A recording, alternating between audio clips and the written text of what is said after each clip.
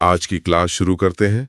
विषय है उत्तर प्रदेश के महत्वपूर्ण पर्यटन स्थल और परीक्षा की दृष्टि से जो भी महत्वपूर्ण तथ्य है। सभी ध्यान केंद्रित करेंगे, एक भी बिंदु छूटना नहीं चाहिए। ये आपकी आगामी परीक्षाओं जैसे यूपीएसआई, यूपी पुलिस, लेखपाल, आरओ एआरओ सबके लिए अत्यंत महत्वपूर्ण है। तो कलम और कॉपी तैयार रखें, जो बताया जाए उसे साथ साथ नोट करते चलें। बिल्कुल, कोई लापरवाही नहीं। तो पहली स्लाइड से शुरू करते हैं। हेडिंग है यूपी पर्यटन, प्रशासनिक ढांचा एवं नीतियां। जी, ये पहली स्लाइड है। इसमें उत्तर प्रदेश पर्यटन के प्रशासनिक ढांचे का विकास क्रम दिखाया गया है। मतलब ये सब शुरू कैसे हुआ? हाँ, और इसकी तिथियां बहुत महत्वपूर्ण हैं। यहाँ से सीधे प्रश्न बनते हैं। अच्छा, पहला बिंदु देखिए, पर्यटन विभाग की स्थापना कब हुई? वर्ष 1956 में। इसे नोट कर लीजिए। ठीक है। 1956 पर्यटन विभाग। इसके ठीक बाद पर्यटन निदेशालय की स्थापना हुई 1972 में। 1972 में। विभाग और निदेशालय में भ्रमित नहीं होना है। पहले विभाग 1956, फिर निदेशालय 1972। क्रम याद रखना है। और फिर तीसरा है निगम। बिल्कुल। तीसरा महत्वपूर्ण वर्ष है 1974, जब उत्तर प्रदेश पर्यटन विकास निगम का गठन हुआ। 1956, 72, फिर 74। अब सबसे महत्वपूर्ण बिंदु आ रहा है, ध्यान से सुनिए। पर्यटन को उद्योग का दर्जा कब मिला? हाँ, ये प्रश्न मैंने देखा है कई बार। यह 1998 में प्रथम पर्यटन नीति के तहत दिया गया। ये प्रश्न कई बार पूछा जा चुका है। तो ये चारों साल 1956, 1972, 1974 और 1998 ये क्रम से याद रखने अनिवार्य है। और इसमें भी दो सबसे महत्वपूर्ण, 56 में विभाग बना, 98 में उद्योग बना। ठीक है, इससे याद रहेगा। अब देखिए, परीक्षा की दृष्टि से 3 और बिंदु हैं। जी। पहला तो वही है, 1998 में पर्यटन को उद्योग का दर्जा मिला। यह एक स्टैटिक फैक्ट है, रटने योग्य है। दूसरा बिंदु है 7 परिपथ। हाँ, पर्यटन को बढ़ावा देने के लिए 7 परिपथ मतलब सर्किट्स का चयन किया गया है, जैसे बौद्ध circuit, Braj circuit, Bundelkhand circuit. संख्या याद रखनी है, 7। और तीसरा है हेरिटेज आर्क। जी, हेरिटेज आर्क।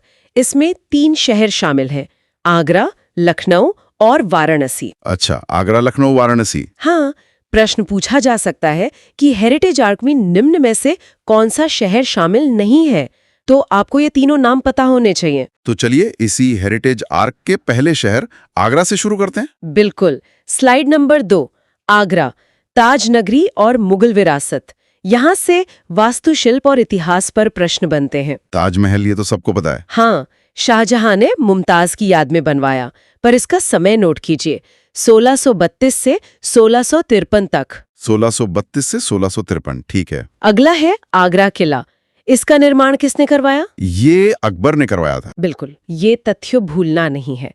फिर आता है फतेहपुर सीकरी। यहाँ बुलंद दरवाजा, पंचमहल और शेख सलीम चिश्ती की दरगाह है। ये सब अकबर के समय की वास्तुकला है। और आगरा शहर की स्थापना? ये बहुत महत्वपूर्ण है, अक्सर छात्र गलती करते हैं।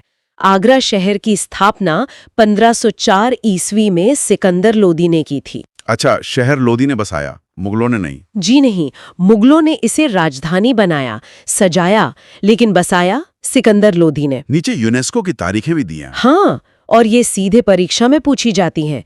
1983 में ताजमहल और आगरा किला दोनों को यूनेस्को विश्व धरोहर स्थल घोषित किया गया। एक ही साल में 1983? जी, एक ही वर्ष, याद रखें। और 1986 में, मतलब 3 साल बाद, फतेहपुर सीकरी को यह दर्जा मिला। ठीक है। अब परीक्षा की दृष्टि से कुछ और तथ्य। वास्तुकार का नाम? हाँ, ताजमहल के मुख्य वास्तुकार उस्ताद अहमद लाहौरी थे और मुख्य मिस्त्री का नाम था उस्ताद ईसा। वास्तुकार और मिस्त्री दोनों में अंतर स्पष्ट होना चाहिए। बिल्कुल। एक और महत्वपूर्ण प्रश्न, सुलह कुल उत्सव। ये कहाँ होता है? यह आगरा में मनाया जाता है और हिंदू मुस्लिम एकता का प्रतीक है। प्रश्न सीधे आता है, सुलह कुल उत्सव कहाँ आयोजित होता है? और एक आखिरी बिंदु है, 1506 में सिकंदर लोदी ने आगरा को अपनी राजधानी बनाया। हाँ, 1504 में शहर बसाया और 2 साल बाद 1506 में राजधानी बना लिया। इसे याद रखने का एक तरीका है, लोदी ने बसाया, शाहजहां ने सजाया, अकबर ने किला बनाया। ये अच्छा है, इससे तीनों शासकों का संबंध स्पष्ट हो जाता है। चलिए अब अगली स्लाइड पर आते हैं। मथुरा वृंदावन, कृष्ण जन्मभूमि। जी, अगला महत्वपूर्ण स्थल है मथुरा वृंदावन। यहाँ से मंदिरों और सांस्कृतिक परंपराओं पर प्रश्न बनते हैं। प्रमुख मंदिरों में बांके बिहारी मंदिर, प्रेम मंदिर और गोविंद देव मंदिर का नाम है। हाँ, और गोविंद देव मंदिर के बारे में एक तथ्य नोट कर लीजिए। इसका निर्माण राजा मानसिंह ने 1590 में करवाया था। 1590 राजा मानसिंह। बिल्कुल। फिर है बरसाना। यह राधा रानी का जन्म स्थान है। और ये किस लिए विश्व प्रसिद्ध है? लठमार होली के लिए। सही, ये लठमार होली के लिए विश्व प्रसिद्ध है। गोवर्धन में कुसुम सरोवर और राधा कुंड प्रसिद्ध स्थल हैं। और मथुरा में एक राजकीय संग्रहालय भी है। जी, और वो कुषाण एवं गुप्त युगीन संस्कृति के लिए प्रसिद्ध है। ये इतिहास की दृष्टि से महत्वपूर्ण है। परीक्षा की दृष्टि से पहला प्रश्न तो यही बनता है, लठमार होली कहाँ खेली जाती है? उत्तर है बरसाना। ये प्रश्न कई बार आ चुका है। और वृंदावन को ब्रजभूमि का हृदय कहा जाता है। जी, एक और तथ्य है कि फिरोजाबाद और मथुरा क्षेत्र में जैन धर्म से संबंधित बाहुबली की एक विशाल प्रतिमा है। ठीक है, इसे याद रखने का तरीका है बरसाना की होली, काना की टोली। हाँ, इससे लठमार होली और बरसाना का संबंध याद रहेगा। अब आते हैं अयोध्या पर। Slide number 4। ये समसामयिक और ऐतिहासिक दोनों दृष्टियों से बहुत महत्वपूर्ण है। बिल्कुल, अयोध्या पर सभी ध्यान दें। पहला मूलभूत प्रश्न, अयोध्या किस नदी के तट पर स्थित है? सरयू नदी। सही। अब राम मंदिर, ये किस शैली में बना है? यह नादिर शैली में बना है। बिल्कुल, शैली का नाम याद रखें, नागर शैली। मंदिर की ऊंचाई 161 फीट है। ये आंकड़ा महत्वपूर्ण है। और मंदिर का निर्माण L&T कंपनी ने किया है। जी, लार्सन एंड टूब्रो। अब इसकी टाइमलाइन, ये तिथियां कंठस्थ होनी चाहिए। 9 नवंबर 2019 सुप्रीम कोर्ट का फैसला। 5 अगस्त 2020 भूमि पूजन। और 22 जनवरी 2024 प्राण प्रतिष्ठा। ये तीनों तारीखें बहुत महत्वपूर्ण हैं। अब परीक्षा की दृष्टि से कुछ नाम। वास्तुकार कौन है? मंदिर के मुख्य वास्तुकार हैं चंद्रकांत सोमपुरा। ये नाम रट लीजिए। और रामलला की मूर्ति के मूर्तिकार? अरुण योगीराज, जो मैसूर से हैं। बिल्कुल। और मूर्ति की ऊंचाई कितनी है? 51 इंच। सही। तो मंदिर की ऊंचाई 161 फीट, मूर्ति की ऊंचाई 51 इंच। इसमें गलती मत कीजिए। एक और ऐतिहासिक स्थल का जिक्र है बहू बेगम का मकबरा। हाँ, ये फैजाबाद, जो अब अयोध्या है, वहीं पर है। ये भी एक महत्वपूर्ण ऐतिहासिक स्थल है। इसे याद रखने का तरीका दिया गया है 161 फीट ऊंचा, सोमपुरा का नक्शा, योगीराज की मूर्ति। जी, इससे तीनों सबसे महत्वपूर्ण तथ्य एक साथ याद रहेंगे। अगला शहर है वाराणसी। Slide number 5। वाराणसी, काशी और सारनाथ। अब बात करते हैं वाराणसी और सारनाथ की। ये विश्व के सबसे पुराने शहरों में से एक है और धार्मिक दृष्टि से अत्यंत महत्वपूर्ण है। काशी विश्वनाथ मंदिर, इसका पुनर्निर्माण 1780 में अहिल्याबाई होलकर ने करवाया था। हाँ, ये नाम और वर्ष दोनों याद रखने हैं। अहिल्याबाई होलकर 1780। और सारनाथ। सारनाथ में बुद्ध ने अपना प्रथम उपदेश दिया था। इस घटना को क्या कहते हैं? धर्म चक्र प्रवर्तन। बिल्कुल, ये बौद्ध धर्म से संबंधित सबसे महत्वपूर्ण घटनाओं में से एक है। सारनाथ में 2 स्तूप भी हैं, चौखंडी स्तूप और धमेक स्तूप। जी, और इनका निर्माण अशोक द्वारा करवाया गया था। एक भारत माता मंदिर का भी जिक्र है। हाँ, ये वाराणसी में है और इसकी विशेषता ये है कि इसमें किसी देवी देवता की मूर्ति नहीं, बल्कि भारत का नक्शा आधारित मूर्ति है। अच्छा। अब परीक्षा की दृष्टि से कुछ महत्वपूर्ण तथ्य। हमारा राष्ट्रीय प्रतीक अशोक स्तंभ कहाँ से लिया गया है? सारनाथ से। ये बहुत महत्वपूर्ण है। और काशी का उल्लेख सर्वप्रथम किस वेद में मिलता है? अथर्ववेद में। बिल्कुल। और 11वें जैन तीर्थंकर श्रेयांश नाथ का जन्म भी सारनाथ में हुआ था। तो यह जैन धर्म के लिए भी महत्वपूर्ण है। याद रखने का तरीका, बुद्ध का पहला ज्ञान, सारनाथ है स्थान, अहिल्याबाई का योगदान। यह पंक्ति सारनाथ और काशी के मुख्य तथ्यों को जोड़ती है। अब चलते हैं संगम नगरी, प्रयागराज। Slide number 6। अगला शहर है प्रयागराज। यहाँ गंगा, यमुना और सरस्वती 3 नदियों का मिलन होता है। आनंद भवन का जिक्र है, जी, जो नेहरू परिवार का पैतृक आवास था। हाँ। और अल्फ्रेड पार्क, ये क्यों प्रसिद्ध है? यहीं पर चंद्रशेखर आजाद शहीद हुए थे। सही। और इसकी तिथि याद रखनी है 27 फरवरी 1931। ठीक है, 27 फरवरी 1931। यहाँ अकबर का किला भी है, जो यमुना तट पर है, और प्रसिद्ध अक्षय वट इसके अंदर ही है। और कुंभ, महाकुंभ हर 12 साल में और अर्धकुंभ हर 6 साल में लगता है। जी, इन दोनों के बीच का अंतर स्पष्ट होना चाहिए। परीक्षा की दृष्टि से कुछ और तथ्य हैं, जैसे पांडुलिपि पुस्तकालय प्रयागराज में है। हाँ, और श्रृंगवेरपुर जो रामकेवट प्रसंग से संबंधित स्थल है, ये भी प्रयागराज के पास है। और हर्षवर्धन के धार्मिक सम्मेलनों का आयोजन भी प्रयागराज में ही होता था। बिल्कुल सही। अब उत्तर प्रदेश की राजधानी लखनऊ की बात करते हैं। स्लाइड 7, लखनऊ, नवाबों का शहर। जी, बड़ा इमाम बाड़ा, इसका निर्माण 1784 में नवाब आसिफ-उद-दौला ने करवाया था। इसे भूल भुलैया भी कहते हैं। हाँ, निर्माता का नाम और वर्ष दोनों महत्वपूर्ण है। आसिफ-उद-दौला 1784। फिर है रूमी दरवाजा। यह अवध वास्तुकला का उत्कृष्ट उदाहरण है और इसे तुर्किश गेटवे भी कहा जाता है। अंबेडकर पार्क गोमती नगर में है और इंदिरा गांधी तारामंडल का आकार शनि ग्रह जैसा है। हाँ, सैटर्न के आकार का। अब सबसे महत्वपूर्ण तथ्य, उत्तर प्रदेश का राज्य चिन्ह जिसमें जुड़वा मछली है, वो कहाँ से लिया गया है? ये रूमी दरवाजे से लिया गया है। ये अत्यंत महत्वपूर्ण तथ्य है, इसे याद रखिए। और मोतीलाल नेहरू बाल संग्रहालय की स्थापना 1957 में लखनऊ में हुई। जी, और एक और किला है बिजली पासी का किला, ये भी लखनऊ में है। इसे याद रखने का तरीका है आसफ की भूल भुलैया, मछली का निशान। इससे बड़ा इमाम बाड़ा के निर्माता और राज्य चिन्ह का स्रोत दोनों याद रहेंगे। अब बात करते हैं प्रकृति और वन्य जीव की। स्लाइड 8, दुधवा और पीलीभीत। हाँ, अब हम उत्तर प्रदेश के वन्यजीव अभ्यारण्यों पर ध्यान देंगे। दुधवा नेशनल पार्क, ये किस जिले में है? ये लखीमपुर खीरी जिले में है। और ध्यान दें, ये उत्तर प्रदेश का एकमात्र नेशनल पार्क है। इसकी स्थापना 1977 में हुई थी। और पीलीभीत टाइगर रिजर्व को TX2 अवार्ड मिला है जी, बाघों की संख्या दोगुनी करने के लिए। ये करंट अफेयर्स का एक महत्वपूर्ण प्रश्न है। दुधवा की स्थापना 1977 में हुई, लेकिन इसे प्रोजेक्ट टाइगर में 1987 में शामिल किया गया। हाँ, दोनों वर्षों में अंतर है। एक भूगोल का भी प्रश्न है यहाँ से। गोमती नदी का उद्गम। जी, गोमती नदी का उद्गम फुलहर झील से होता है, जो पीलीभीत में है।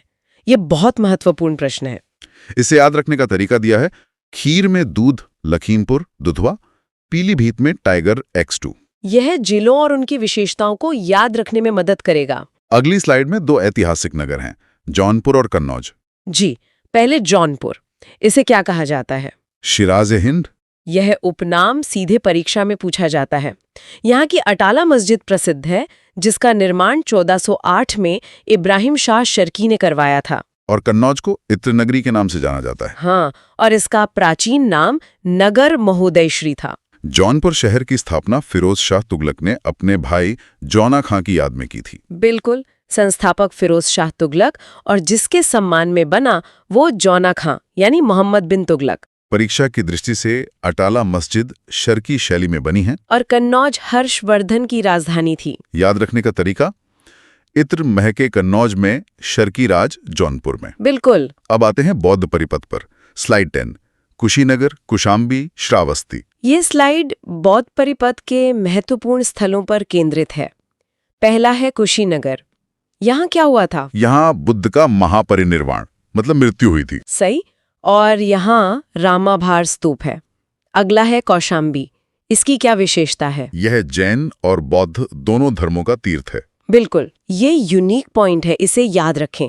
ये छठे जैन तीर्थंकर पद्म प्रभु की जन्मस्थली है और यहाँ घोषिताराम विहार भी है। और श्रावस्ती? बुद्ध ने अपने जीवन के सर्वाधिक उपदेश यहीं दिए थे, श्रावस्ती में। तो क्रम हुआ, प्रथम उपदेश सारनाथ में, सर्वाधिक उपदेश श्रावस्ती में और महापरिनिर्वाण कुशीनगर में। बिल्कुल सही। ये क्रम परीक्षा में पूछा जा सकता है। एक और स्थल है संकिसा, जो फर्रुखाबाद जिले में है। ये भी याद रखें। याद रखने का तरीका, कुशीनगर में मोक्ष, श्रावस्ती में शिक्षा, कौशाम्बी में संगम।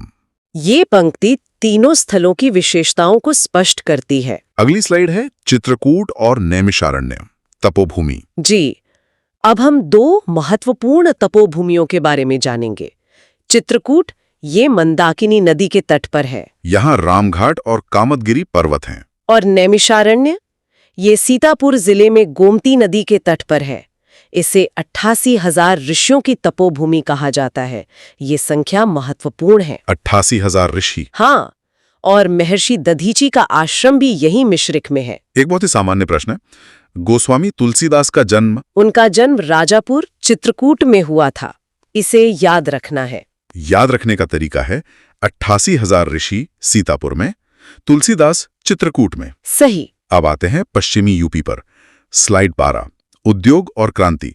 इसमें एक जिला एक उत्पाद ओडोप योजना के तहत बात होगी। बिल्कुल, जल्दी से देखते हैं। मेरठ को क्या कहते हैं? खेल का सामान, स्पोर्ट्स सिटी। और 1857 की क्रांति का आरंभ भी यहीं से हुआ। फिरोजाबाद। सुहाग नगरी, कांच की चूड़ियों के लिए प्रसिद्ध। अलीगढ़।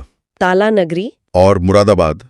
पीतल नगरी या ब्रास सिटी। बहुत अच्छे। परीक्षा की दृष्टि से सरधाना चर्च मेरठ में है, जिसे बेगम समरू ने बनवाया था। और हस्तिनापुर को जैनियों का काशी कहा जाता है। जी। और बुद्ध इंटरनेशनल सर्किट जो फॉर्मूला 1 ट्रैक है वो ग्रेटर नोएडा में है। इसे याद रखने का तरीका भी सीधा है, मेरठ का बल्ला, अलीगढ़ का ताला, फिरोजाबाद की चूड़ी। हाँ, ये मिलान करने वाले प्रश्नों के लिए उपयोगी है। ये अंतिम स्लाइड है, मिश्रित महत्वपूर्ण तथ्य, एक रैपिड फायर की तरह। जी, ध्यान से सुने। बिठूर कानपुर में है, यहाँ वाल्मीकि आश्रम है। और ये नाना साहब का केंद्र था। कालिंजर किला बांदा में, यहीं शेर शाह सूरी की मृत्यु हुई थी। देवा शरीफ बाराबंकी में, ये वारिस अली शाह की मजार है। गोरखपुर में गोरखनाथ मंदिर और राहुल सांकृत्यायन संस्थान है। मगहर में कबीर की मृत्यु हुई और चौरी चौरा कांड गोरखपुर में हुआ था। अब एक बहुत महत्वपूर्ण प्रश्न, लॉर्ड कॉर्नवालिस का मकबरा कहाँ है? गाजीपुर में। हाँ, ये एकमात्र ब्रिटिश गवर्नर जनरल है जिसका मकबरा भारत में है। ये बहुत महत्वपूर्ण है। और अंत में 2 मेले, शाकंभरी देवी मेला सहारनपुर में लगता है और नौचंदी मेला मेरठ में लगता है। मेले और मकबरे सीधे पूछे जाते हैं। याद रखने का तरीका, कालिंजर बांदा में, अंग्रेज कॉर्नवालिस गाजीपुर में। सही। तो आज हमने उत्तर प्रदेश से संबंधित कई महत्वपूर्ण तथ्यों को कवर किया है। जी, प्रत्येक स्लाइड, प्रत्येक बिंदु परीक्षा के लिए उपयोगी है। जो भी नोट किया है उसे बार बार दोहराएं। याद रखिए, सफलता के लिए अनुशासन और निरंतर अभ्यास आवश्यक है। बिल्कुल। पढ़ाई जारी रखें, अगली क्लास में मिलेंगे।